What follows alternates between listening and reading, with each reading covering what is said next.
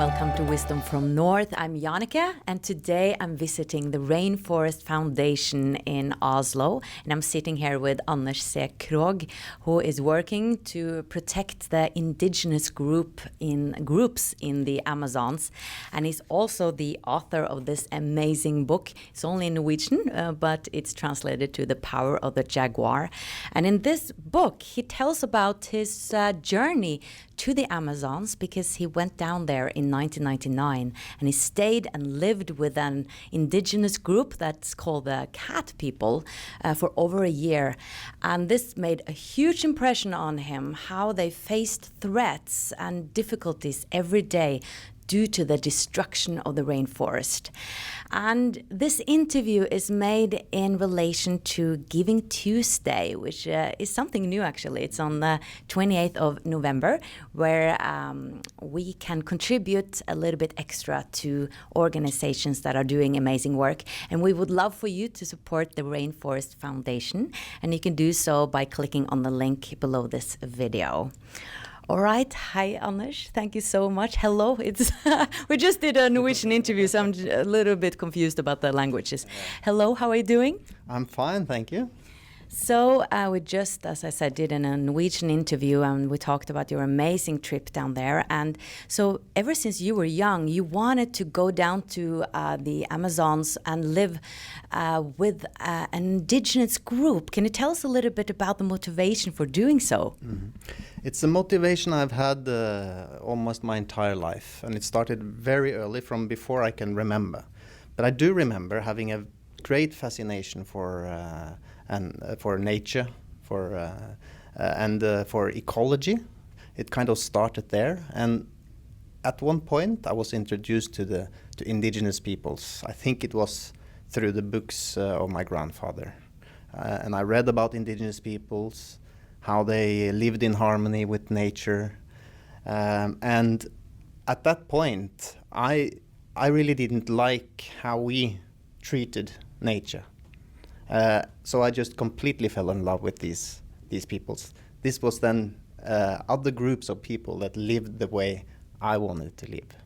And I guess I was about 6 or 7 years old then, when I got that vision, if you may.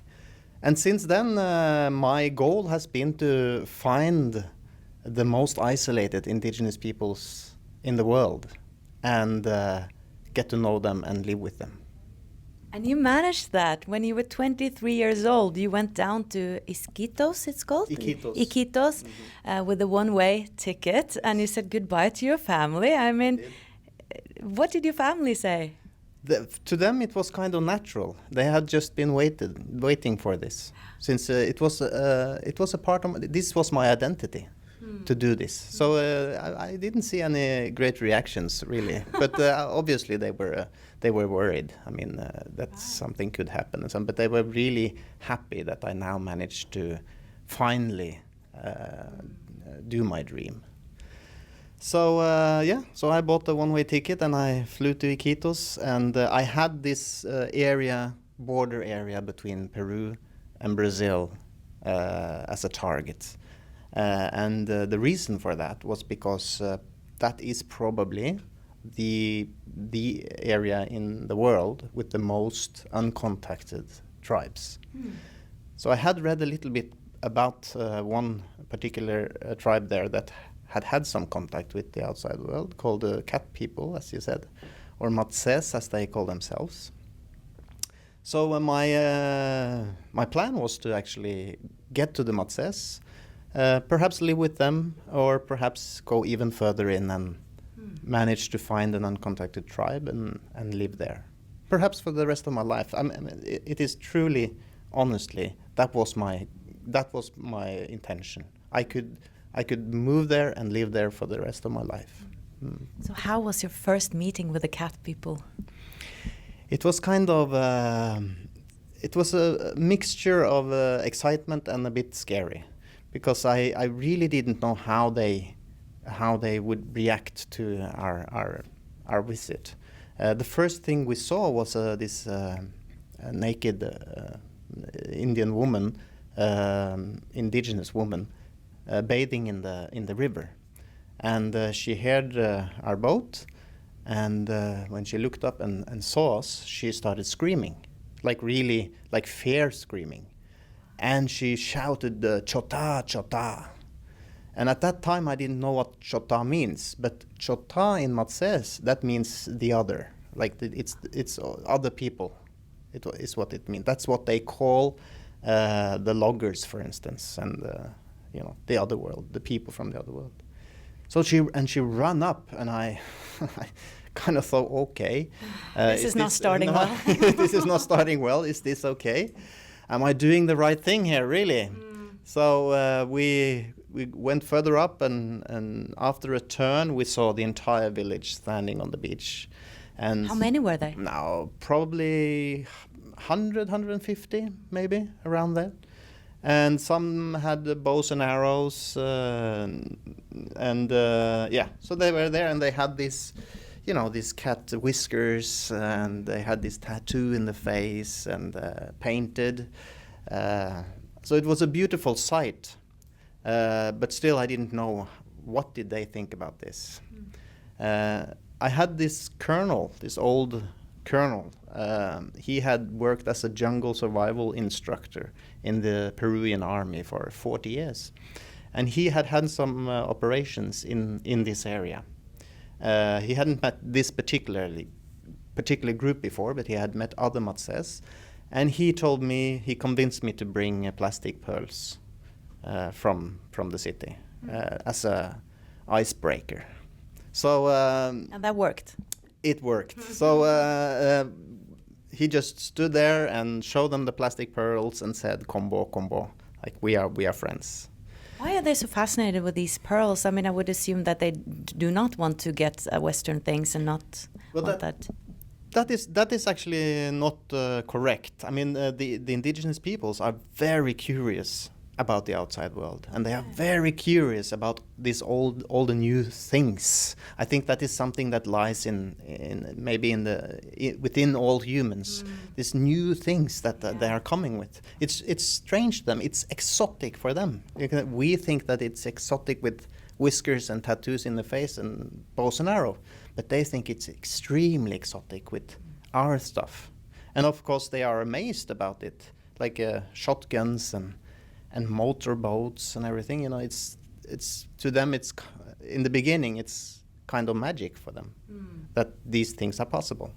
So it's a curiosity, and they love colors, like absolutely love them. They use parrot feathers a lot. So when we bring plastic pearls in all the different colors you can imagine, it's very amazing for them. And they accepted you, and you stayed there for quite a while. I stayed there. I mean, he stayed with me for the colonel. Only the two of us stayed with me for a couple of weeks, 2 or 3 weeks, and then he left, and he took the boat and everything, and I stayed. But what about the language? I mean, how could you communicate? In the beginning, it's with the finger. This was one of the most isolated Matses groups. So I tried in Spanish, but it was really difficult. Some knew some words here and there. I couldn't really communicate with them in Spanish. So in the beginning, it was with the hands, and it's quite amazing how far you can get with signals. I'm hungry, and what happened was that maybe after a month, we got a visitor from another Matses. And from another Matses? Matses. From another group, you mean? From another group. They got visited. Well, they are related, And this man was called Tumi. And he became my best friend, actually. And he spoke Spanish.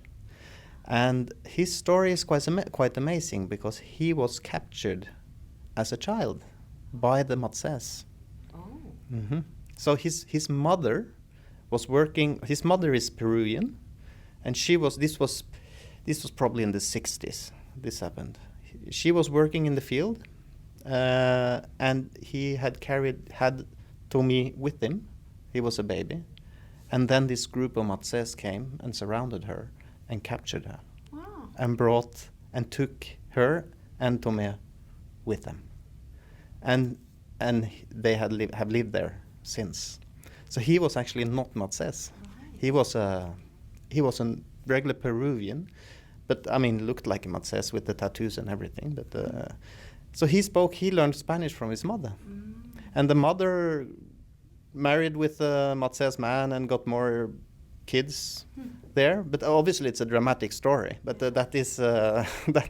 So from then on, he was my interpreter, and then things kind of rolled a little bit easier. So these indigenous group, are they in contact with each other, and do they have different languages? The Matsés has different dialects between them, and there are extensive contact between the different Matsés group. But between different indigenous groups, they can have contact, but they can also be hostile to each other. Okay. And with the case of Matsés, they have almost only got what they would call hostile neighbors. This is uncontacted tribes. They call them hostile because they don't have contact with them, and when they see them or encounter them, there are normally violent encounters, like they don't want the contact, and they clearly tell them by shooting arrows after them and run away. So those are most of the neighbors of the Matsés, and this way through the Matsés I got to know this.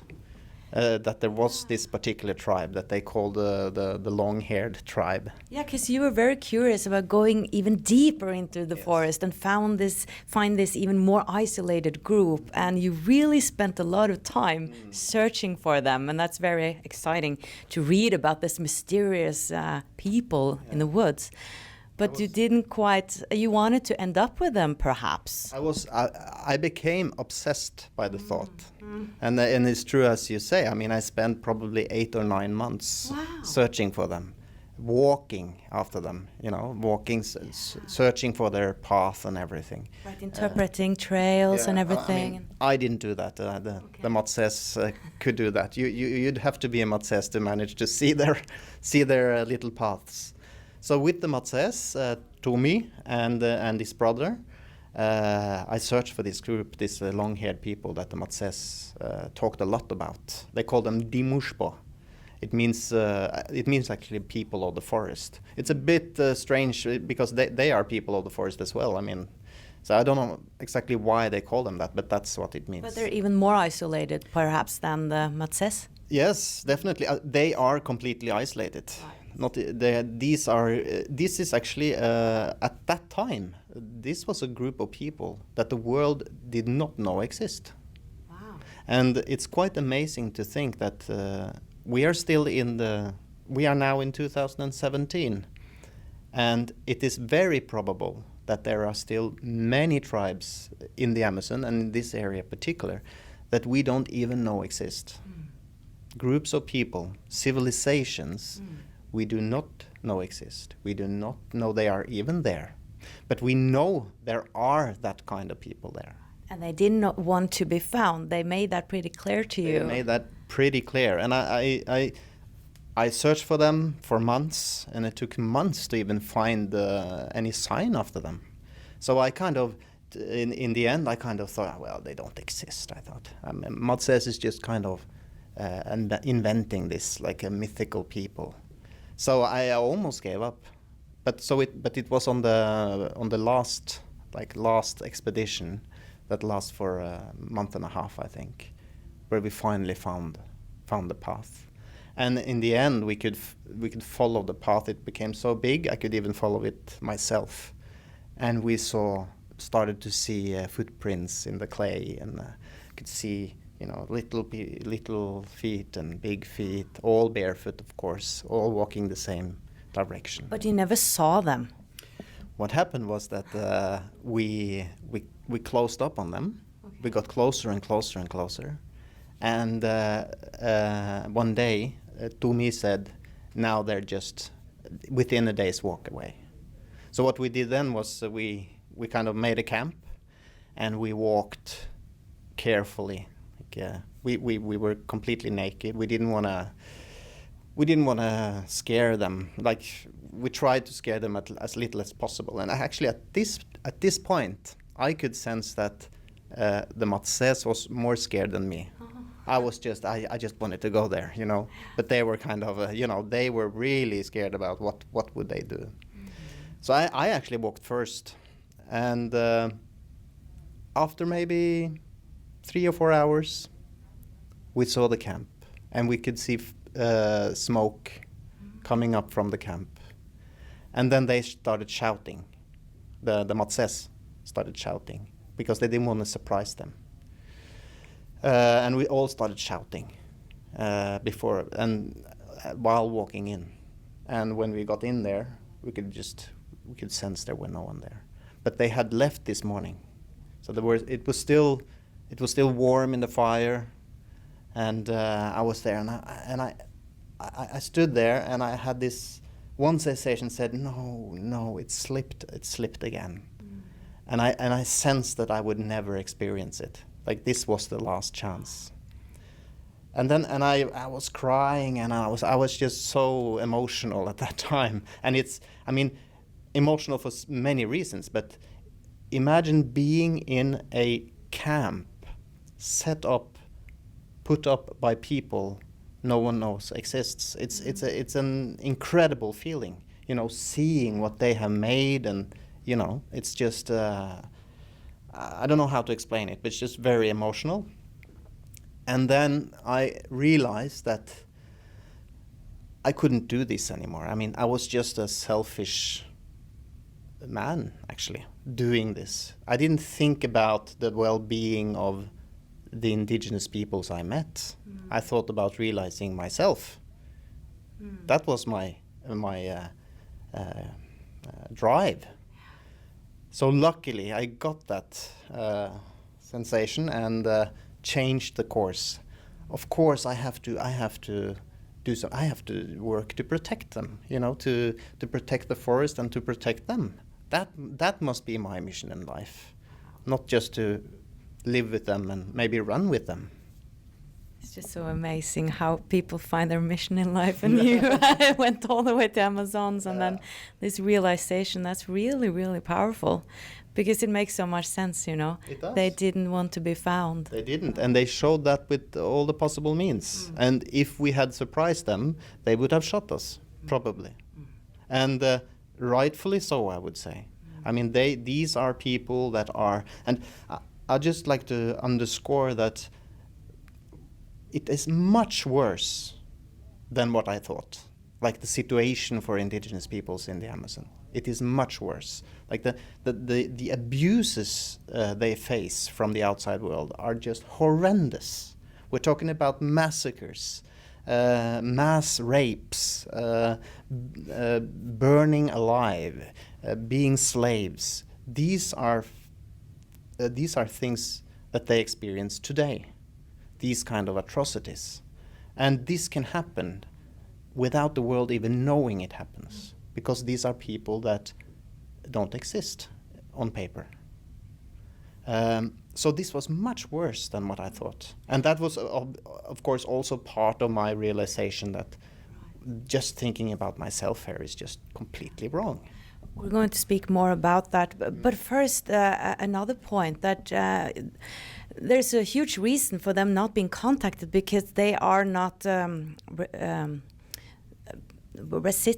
don't know that word. They don't have the immunological resistance to our diseases. To our viral diseases, right. like the flu and the common cold, and this is extremely dangerous for them, and the history is just very clear on this. Yeah, it seems like history is repeating itself here. Yeah. When an uncontacted tribe is contacted by the outside world, it is absolutely almost unavoidable that they will be contaminated or infected with viral diseases, and this results in mass deaths, uncontrollable situation. We have one example from Peru where this was in the 80s.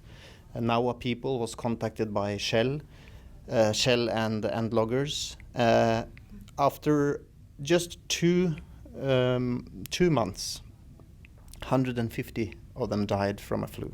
Like in 2 months, you have 150 people dying of a group of 300 people.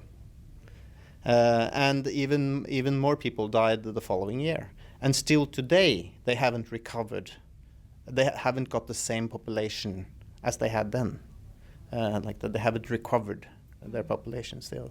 And it's not unknown or unheard of that entire groups, entire tribes have died completely out, like 100% of them, from epidemics like this. Because they don't have these same epidemics, because you said something interesting that can't live in such an environment or with so few people.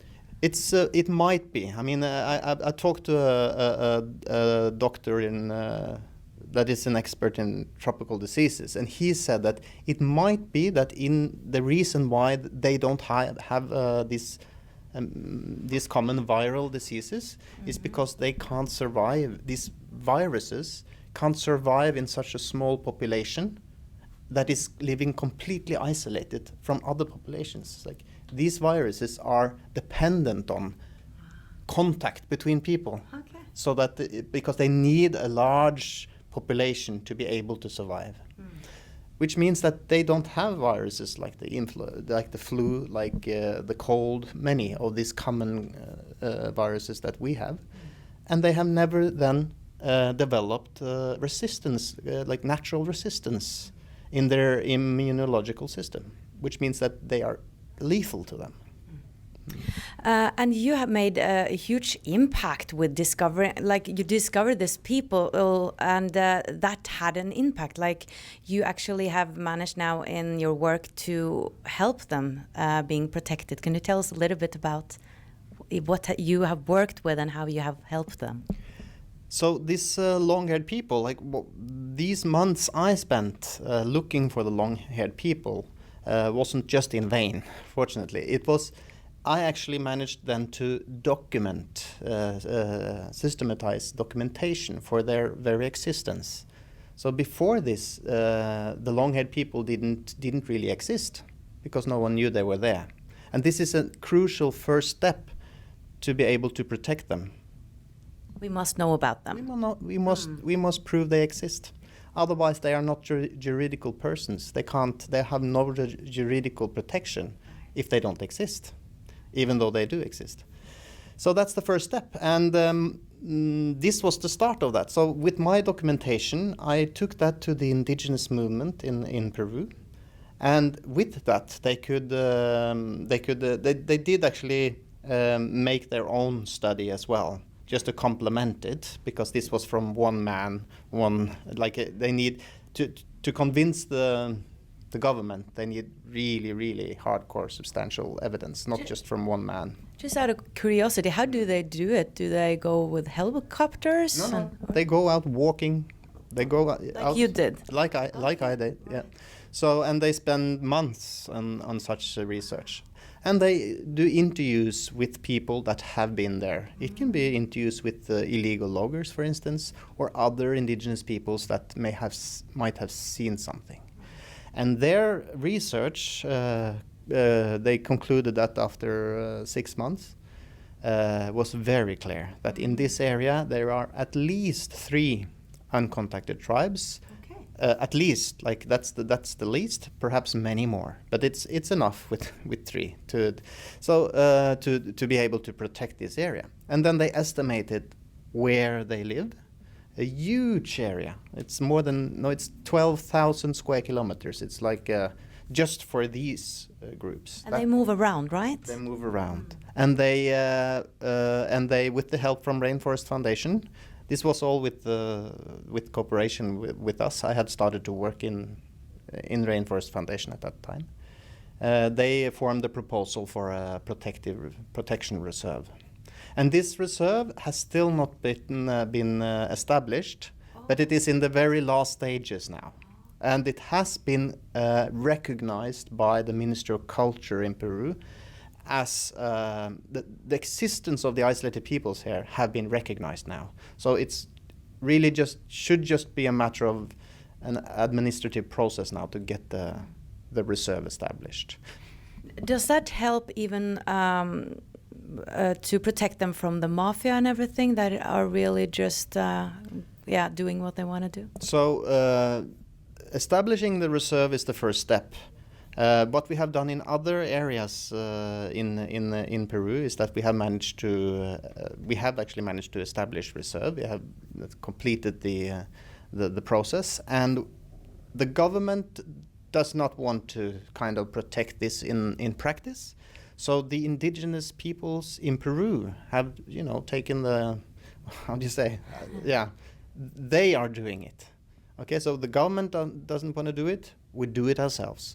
So the indigenous movement have actually established control regimes around huge areas of forest where it has been documented that their isolated brothers, as they call them, live. And these are control posts with patrolling and guards and everything, guarding the entrances. And this control system actually now controls an area twice the size of Denmark in Peru now. And in those areas, the mafia don't enter because of the control. But there are other areas, unprotected areas in the Amazon where we have this awful logging and cocaine mafias. So. Yeah, and you discovered that, and that was just a surprising part of the book. At the end, all of a sudden you look for this indigenous people, this group, and then you actually discovered that there were some cocaine. What do you call cocaine? it? Cocaine plantager. Fields. Yeah, that you actually discovered, and then you came in a really difficult and dangerous situation because you had seen something you were not supposed to see. Yes, absolutely. And it was the Matses who actually showed it to me. So when the Matses opened up, they're starting to talk about this, I was just amazed, really. And they said I had to get to the Matses, I had to visit a small village, very isolated village, but of what I thought just normal Peruvian fishermen, really. And it was a military installation there together with it. So I just thought this was peaceful fishermen. And it appears that they are actually a cocaine cartel. And the guy that I had bought gasoline from for my boat to get further up to the Matses, Franco, which is not really his. It's not really his real name. That was a big issue actually when we published the book. I had to do some investigation in Peru on my safety and everything, because it's due to me that he was caught, and he is not anybody. But anyway. He is anybody. Like, he is a person, but you found another name? He's not nobody, was what I meant. Yeah. He's a really powerful mafia boss. And he had on his pay list that I could prove. He had on his pay list several mayors of large cities. He had prominent figures on his pay list. And this was a man living with really filthy clothes and really like Spartansk, like living in a bamboo hut in this nothing luxurious about it. Nothing luxurious at all there. But and you met him actually, where he realized that you had been in the forest. He realized that you might have seen the fields. That was pretty intense conversation. I had when I came back, I had been looking for the long-haired people the last time when we found them, and then we encountered these cocaine fields. And the Matses told me that this is what Chota makes, and I didn't know that was coca leaves. I hadn't seen that before, but I got very suspicious then. So, and they said that it was the people from the village that made this. So I went back to the village then, and one of the guy that I knew the best there, I asked him about it, and he just said no, he doesn't know anything, and he was very reluctant to talk. And so I just bribed him, really. I paid him, well, to me at that time, quite a lot of money to let me know. And he opened up then, so reluctantly. And so he told me about all this. He wrote down all the names of the leaders, of the mayors, of all the, he had this information. Apparently he was a bit up in the system as well. So yeah. And then I remember, after receiving that information, and we're talking just like 5 minutes after, Franco comes, he comes visiting the house where we're sitting, and he wants to talk to me.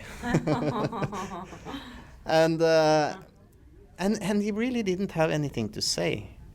He was just standing there and wondered how it was and what my plans were, and he was just wanted to talk. And I was sitting just ding, ding, ding, ding, ding, ding, ding, and just wanted the conversation to end and just get the hell out of there.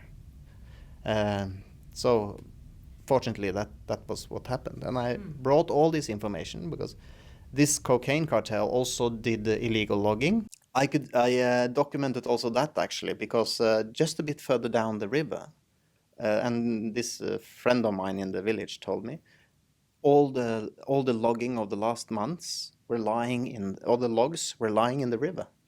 So he took me there as well. So I got the photos and everything, and it was 8,000 trees lying down in the river there. Luckily, you brought a camera. Luckily, I did. So I brought all this information. I had the information about the cocaine cartel. I had the names of the leaders. I had the information about illegal logging, and I had all the information about the long-haired people and the uncontacted tribes. So I knew that I did have quite a lot of substantial documentation on me. So I brought all of this with me, and I visited and I contacted different organizations to let them know. And in the end, I ended up talking with one organization that took this very seriously. And I know this person very well today. And he contacted Lima, like the capital. And that actually was a chain reaction that resulted in, just a couple of months later, the army was sent in, and the mafia was caught. And this was in the end of the period of this president, and it was kind of a last thing he did, to show that he was a good president, to take this illegal logging and cocaine mafia out. And Franco was arrested and jailed, but like rumors say that he was in jail maybe 3 or 4 years. And he's probably back in Colombia where he started his career. He is Peruvian. But it's really amazing that this trip that you have dreamt of for so many years had such great influence in a way that, it brought so much to your life, but you really helped so many people with this. It's just amazing. I think sometimes when we really know in our hearts that we have to do something, I think there's a reason for it. Yes. It's fascinating. Can you talk a little bit about more about the Rainforest Foundation's work in the Amazons today? So our core mission, can you say, is to protect rainforests and securing indigenous people's rights. And we have, over the course of since we started in 1989, we have contributed to the establishment of tens of thousands of square kilometers of indigenous territories. This is just in the core right in the core of what we're doing, securing the land rights for indigenous peoples or other forest peoples living in and of the forest. And what we see, and what we knew at that time, but that we now have a lot of empirical evidence for, is that the areas of the rainforest where indigenous peoples have got their land rights recognized, they are most often, the best preserved rainforests in the entire region. like even better preserved than state-run natural reserves. So this is the most effective way of protecting rainforest, and it's a very just cause, because this is their traditional land and it's just been taken away from them. It's the just cause. It is their land, and it is their right to live there as they want to. But at the same time, it is the most effective way of protecting rainforests. So it's a double win-win. Yes. How many indigenous groups are there, do you think? Do we know that? Or surely we perhaps do not know it yet, but do we have an estimate? In the Amazon, there is an estimate of, I think, something like 200 or 300 indigenous groups. That depends on how you define them. You can have even more if you define them differently. But it's a bit like saying, is Norwegians a different group from Swedes? You know, it can be, but for some definition, it might not be. But that's what one say about the uncontacted groups. It's completely unknown. But what is absolutely sure is that they are much more than what we think. And the reason I say that is because you have areas of the Amazon that are quite accessible. Like it's just a few kilometers from a town center, and the forest is just being. This is a case from Brazil. Forest is just being destroyed more and more and more, and they have these small pockets, islands of forest in this state now. And even in those small islands of only a few square kilometers, there can be isolated Indians, like isolated indigenous peoples living in desperation because their forest is so small. There is this one case in this particular area where it's proven now there's one single survivor of an entire tribe. And he is called the man of the hole. Like, he digs holes in the ground to hide himself from the outside world. So the Brazilian government has tried to contact him a lot because they know he's the sole survivor. Like, all the other groups, all the other people in this tribe have been killed by ranchers, and he's the sole survivor. And that's why they want to contact him, but they haven't managed. So for the last 20 years, they have just let him alone. And he has lived alone for 20 years now, still without contact with the outside world. And these are small pockets of forests. Imagine then the area between, like, the border region of Peru and Brazil. It's so isolated. It is many times larger than Norway, like this area. It's a huge area, unexplored. It is just pure logic that there are a lot of groups there, indigenous groups there, that we do not even know exist. Needs to be protected because also they are preserving the rainforest, you know. Absolutely. And their lives are in danger because there are, every now and then, there are people entering, following them, persecuting them, killing them without us knowing. There are reports of this regularly that comes out. So, it's just crazy because you don't watch this on the news. It's something that we don't hear about often. It's like we think, or at least I can only speak for myself, this is not going on anymore. Yeah, well, this is absolutely going on. This is for real. And this is not something of the 18th century. This is something of the 20th century, 21st century. And now, of course, we talk about the Amazon, but there are rainforests, other places in the world too, where probably the same case is, right?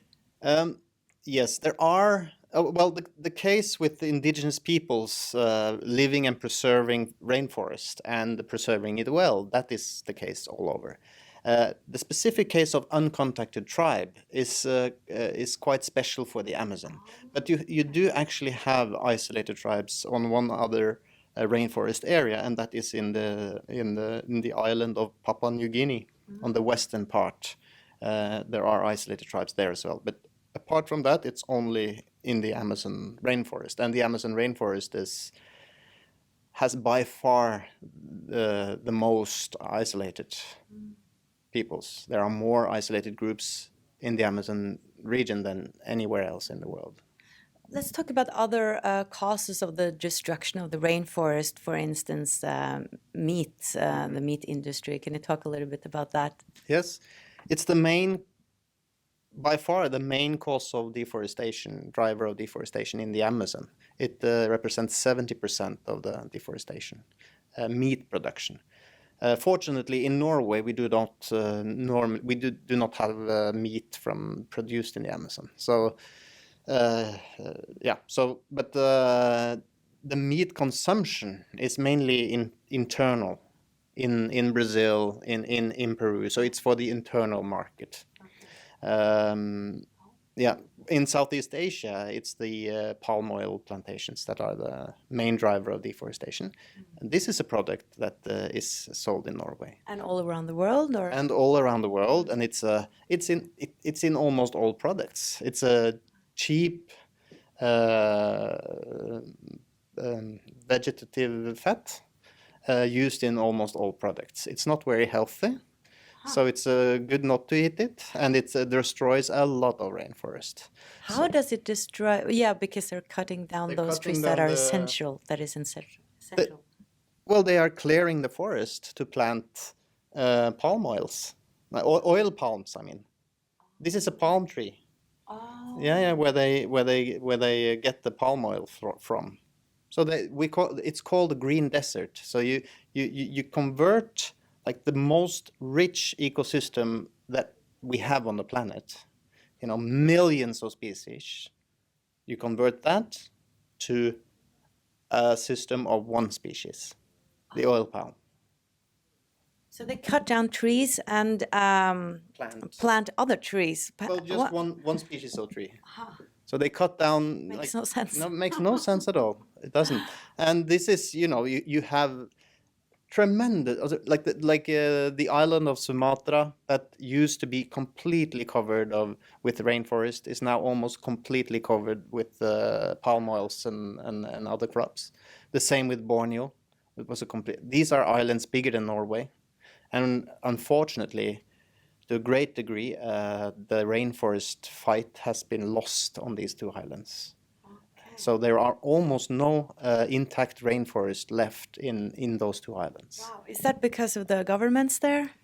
Political system? Yes, of course. It's because the government allows for it, and because you have ruthless large companies, exploiting the system. But so we are concentrating now on. We have managed to protect some rainforest on those two islands, but unfortunately, most of the rainforest have been lost there. So we really need to collaborate also with big organizations and have them actually turn. Mm-hmm. So this palm oil campaign we had in Norway had this very positive effect out of the mere effect of reducing the palm oil consumption here in Norway. It's actually had an effect in Indonesia because one of the largest palm oil companies have actually established a zero deforestation policy. So this company now becomes an ally in the fight for changing the legislations in Indonesia, so that it demands that you have to produce palm oil in a sustainable way without deforesting, because when this palm oil company has this kind of policy and it competes with other companies that are operating illegally, it will lose. The companies operating legally will gain market shares, much larger market shares than one that operates legal. So this powerful company becomes now an ally in changing the legislations and changing the policies and enforcement in Indonesia. So, what can we do as individuals? We have to be really conscious about what we're buying because it's not always obvious to me what has palm oil and what doesn't. And I'm reading this ingredients, and I don't even know what it says there. You know, it's like gibberish. Yeah, there are here in Norway. There are two products to look for that not to buy, and that is tropical timber. And we have a list on our webpage, a list of the most typical tropical timber sold in Norway. So don't buy furniture or any things with that in. And it is the palm oil that you can avoid when buying food or soap or that kind. But it seems like it's not always easy to understand if it is palm oil because it doesn't say this product has palm oil. It has like different names. We have actually developed a couple of years ago an app that you can check if they have palm oil or not. So that is something I don't remember the name of the app now, but is it English as well? In English it's or in Norwegian? Okay, Yeah. you have to make one in English. Yeah. And that was a great success, and it was used by thousands of people. So that helps make it much easier. Yeah. It was it made it possible to avoid the palm oil because it was difficult, absolutely. But now, fortunately, in Norway at least, many of the large products that did have palm oil are now palm oil free. So it's much easier now to avoid it than when it was before this campaign. And I would say that there is no other cause today that is more important. This is just so overwhelming, what we do to the planet and the resources, that if we don't do anything about it, it's just a catastrophe. And it is a catastrophe already, and for many people, but it's just so grave that in my opinion, it should be the most important case you vote for in political elections. Yeah, because it's something that affects everybody, you know? It's not like an organization that works for some people, which is great, but this is like, it has such major implications. If the rainforest disappears, I mean, we would basically die, right? Well, it will make life on the planet much harder. And one thing about the rainforest is that it stores a tremendous amount of carbon. So when we cut the rainforest or burn the rainforest or destroys it in any way, this carbon stored in the trunks and in the plants is released as CO2. So it's a climate bomb, the rainforests, and at least 10% of man-made emissions, like carbon emissions, comes from this destruction of rainforest. So it's got an implication on the climate, on. But doesn't it give us oxygen as well? That a myth? That is kind of a myth because it produces a lot of oxygen, but it also consumes a lot of oxygen. So it's kind of a zero-sum system. So it's more the effect on the climate, you know, from precipitation, like rain. It produces rain patterns all over the world. You know, there are predictions that, you know, deforesting in the Amazon can either make it drier some places in the world, or it can make it wetter in other places. Actually, predictions are that in the case of Norway, since we are in Norway, most probably deforestation in the Amazon results to a wetter climate here. Whilst in the southern or the what's it called? What's it called? What's it in Norwegian? Eurasia. Oh. Like in Turkey and Eurasia region, it will get even drier than what it is. And this is the kind of effect it actually has. Right, because it messes up the balance, and nature is all about balance. It's all about balance, and I'm wondering if we mess up that, you know, then... We can't control Right. what's coming then. The change is too fast. And what about the species, you know? There are so many species that are extinct now and can be extinct. Yes, on this 6% of the land surface that the rainforest covers, probably as much as 80% of the world's species, plant and animal species, live. And when you lose, like on just one single hectare of rainforest, you have like many times more species and plants than we have in the entire Norway in Norway. So like when we deforest an area of Denmark every year of this magnificent That's what ecosystem, we're doing that's what every we're year. doing. It is obvious we lose a lot of species, and these will never come back.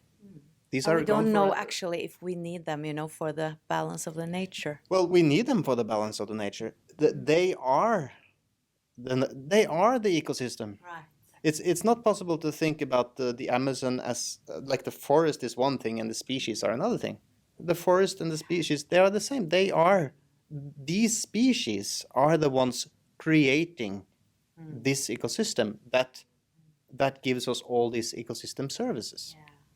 Obviously, there are also other effects, like I mean, many medicines have come from plants in the Amazon, and you have aspirin, the most common used painkiller in the States, is from the Amazon.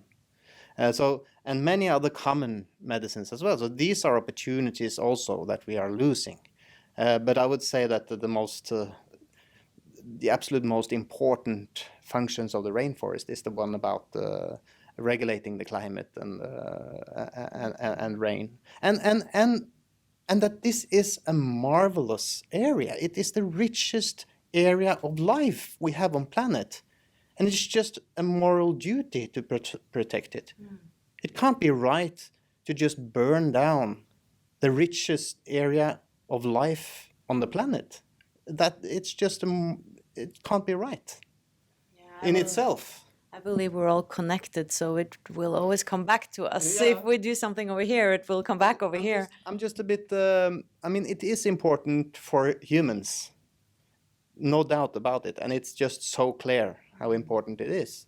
But I just want to underscore that it is not just important for us humans. That is not the only reason why it is important. It is important in itself. It's got a value in itself. It's the right thing to do. Yeah, I mean, yeah, it's the right thing to do. But we need to think of nature and ecosystems and wildlife as something that has got a right in its own right. Right. You know, it's not just there for us. Yeah. They are there for them as well. Yeah, that's a beautiful thought, and I believe that too. I think it has its own consciousness. That's my belief. But a little bit back to the indigenous people, they treated this forest as something holy, and they called it Tita. Can you talk a little bit about that? Yeah, I was kind of struck by that because we've all heard about Mother Earth. You know, the concept of Mother Earth. I think is it from the North American Indians? It comes from, perhaps, but it is a very common concept. And I came to these cat people, very isolated in the Amazon, and they called the forest mother. So it was kind of, it seemed to be quite a natural thing to call the nature the mother. And they have this enormous love for her. And they treat her as a person, like a being. Yeah, like a being. They talk about her as a being. Like she can be angry, she can be happy, she can be sad, etc., etc. And usually they think that they have some kind of influence on her state. Like if she's happy, it might have been something they have done right. If she's angry, maybe they have done something wrong. And they have this. I think they have understood it. They definitely have understood some very important things, and I just love this connection with nature that they have. It really it really wakes up the tree hugger part of me. I mean, I can hug a tree. I mean, I really I have this love for nature that goes much beyond this, as we talked about earlier. This that nature is important for us, but they have understood something, and they have this intrinsic connection with nature, and this extremely respect for it that I just admire.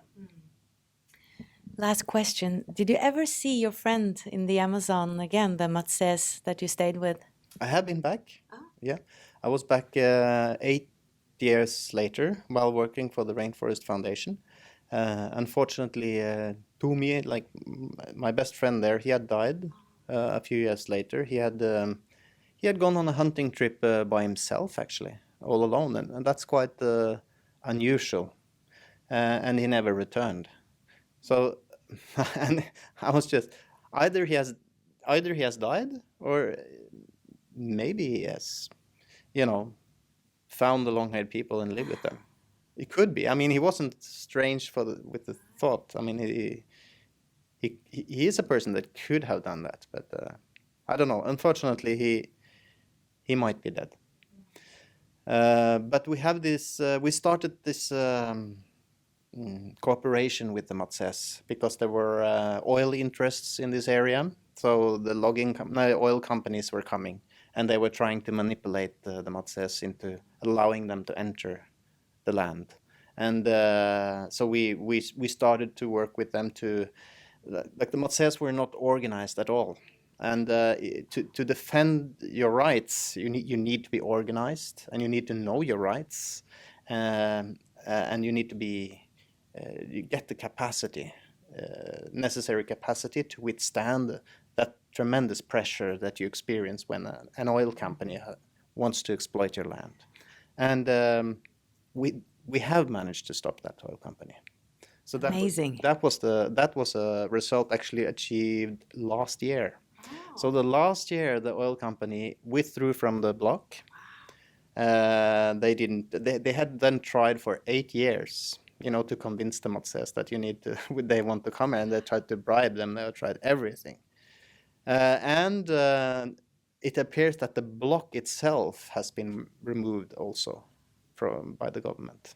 What great news. Yeah, it's great news. We have actually managed to remove quite a few blocks in the Peruvian Amazon through this kind of work. 4 or 5 huge oil blocks, most of them threatening isolated indigenous peoples.